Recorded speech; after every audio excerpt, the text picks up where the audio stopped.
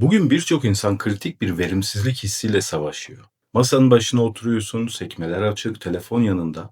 Saatler geçiyor ama günün sonunda yapılacaklar listesi sana bakarak alay ediyor gibi. Odak darmadağın, enerji onlarca küçük parçaya bölünmüş durumda. Ve zihin o tanıdık, acımasız sonuca varıyor. Demek ki zamanı iyi yönetemiyorum. Yeterince disiplinli değilim. Yıllar içinde performans ve insan psikolojisi üzerinde çalışırken çok temel bir yanılgıyı fark ettim. Çoğu insanın problemi zaman yönetimi değildi. Problem yön yönetimiydi. Zamanı yönetmek için saate, yönü yönetmek için pusulaya ihtiyacın var. Elinde pusula yoksa saatin ne kadar kusursuz çalıştığının hiçbir anlamı kalmaz. Yanlış yöne ne kadar hızlı ve planlı koştuğun bir önemi yoktur.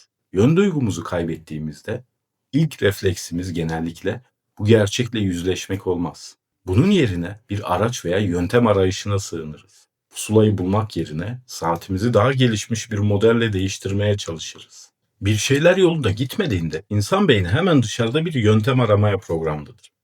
Belki daha iyi bir yapılacak listesi uygulaması, belki yeni bir Notion şablonu, belki Pomodoro tekniği. Nörobiyolojik olarak yeni bir sistem kurma fikri beynimizde bir dopamin artışı yaratır.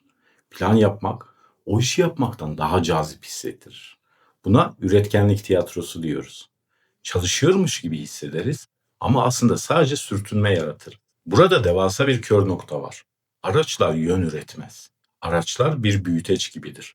Sadece mevcut olanı, yani mevcuttaki yönü güçlendirir. Eğer yönün net değilse, kurduğun yeni sistemler sana sadece daha sofistike bir karmaşa sunar. Bir süre sonra o sistemi kurmakla, optimize etmekle meşgul olursun. Ama o sistemin hangi büyük amaca hizmet ettiğini çoktan unutmuşsundur. Amacın bu şekilde bulanıklaşması bizi sadece yanlış araçların içinde oyalamaz. Aynı zamanda zihinsel enerjimizi de derinden ve sessizce tüketir. Çünkü yönü belli olmayan bir zihin, masadaki her ihtimali ağır bir hesaplaşmaya dönüştürür. Psikolojide ego depletion, yani ego tükenmesi denen bir kavram vardır.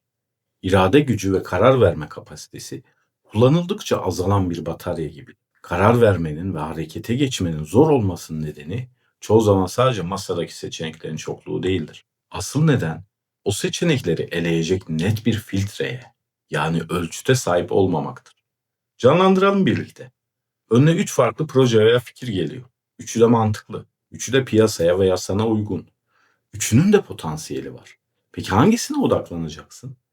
Eğer nihai hedefin, yani yönün net değilse, beynin her seçeneği eşit ağırlıkta algılar. Zihin sürekli bir opportunity tax, yani fırsat maliyeti hesaplamaya başlar. Her eşit seçenek devasa bir zihinsel yük üretir. Bu yüzden bazı insanlar günün sonunda fiziksel olarak yaptıkları işlerden değil, yapmadıkları tercihlerin ve veremedikleri kararların ağırlığından yorulur. Zihinsel olarak bu kadar ağır bir karar yükü taşırken, takvimimizi dolduracak fiziksel bir meşguliyet yaratmak bize sahte bir ilerleme hissi verir.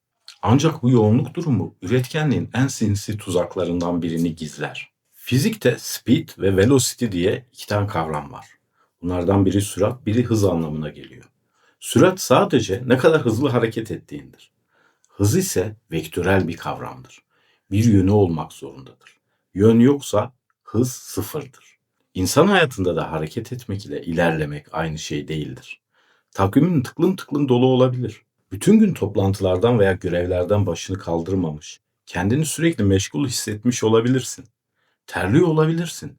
Tıpkı bir koşu bandındaki gibi.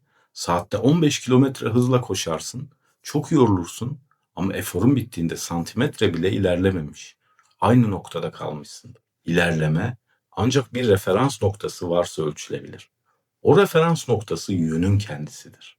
Nereye gitmeye çalıştığını, hangi büyük beceriyi biriktirdiğini veya hangi dünya standardına ulaşmaya çalıştığını bilmiyorsan, hedefe yaklaştığını da anlayamazsın. Sadece yorulduğunla kalırsın. Olduğumuz yerde terlediğimizi ve aslında hiçbir yere varmadığımızı fark ettiğimiz o an, beynimiz tehlikeli bir eski alışkanlığa tutunur. Çözümü cephaneliğimize daha fazla şey eklemekte arar. Birçok insan karmaşayı çözmek için daha fazla bilgi toplaması gerektiğine inanır.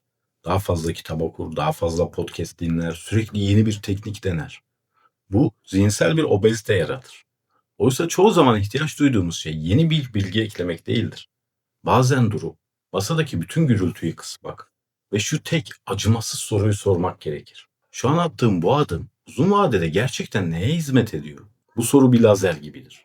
Çoğu zaman yıllardır süren dağınıklığın merkezini tek seferde kesip atar. 80'e 20 kuralı devreye girer.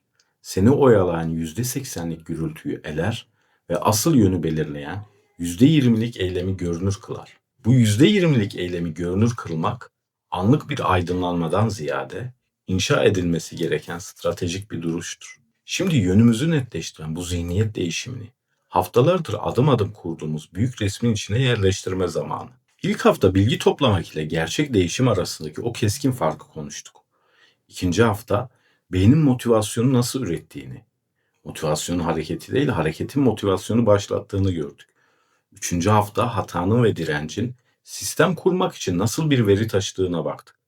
Bugün ise masadaki en büyük yanılgılardan birini yıktık. Karşılaştığın karmaşa her zaman bir zaman yönetimi problemi değildir. Bu bir yön problemidir.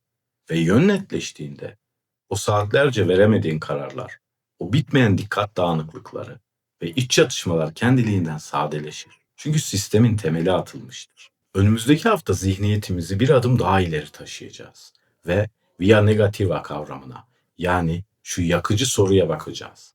Gelişim gerçekten hayatımıza sürekli yeni bir şey eklemekle mi olur? Yoksa asıl büyüme bazı şeyleri acımasızca hayatımızdan çıkarmakla mı başlar?